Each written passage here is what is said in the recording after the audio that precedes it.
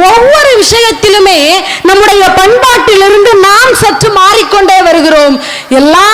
எல்லாவையுமே இந்த உலகத்தில் சில நேரங்களில் சாதாரணமாக நமக்கு தெரியலாம்.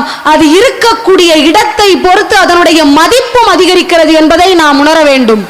சாதாரண அரிசியாக இருக்கட்டும், அந்த அரிசியிலே சாதம் படைத்து நீங்கள் கருவறைக்குள் சென்று விட்டீர்கள் என்று சொன்னால் அது பிரசாதமாக மாறுகிறது. அதே அரிசி சில நேரங்களில் யாருக்கும் பயன்படாமல் தரையில் கூட விழுந்து விடுகிறது. அரிசி ஒன்றுதான், எங்கே செல்கிறது என்பதை பொறுத்து அதனுடைய தன்மை தீர்மானிக்கப்படுகிறது.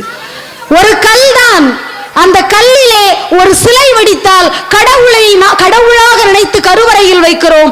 அதே கல்லிலே படிகட்டு செய்தால் மிதித்து உள்ளே செல்லக்கூடிய படிகட்டாக மாற்றுகிறோம். அதே கல் சற்று வடிவம் மாறுதலாக இருந்தால் அதே ஆலயத்தில் தேங்காய் உடைப்பதற்காக பயன்படுத்துகிறோம். கல் ஒன்றுதான், எங்கே இருக்கிறது என்பதை பொறுத்து அதனுடைய தன்மை மாறுகிறது. அதே போல மனிதர்கள் ஒன்றுதான்.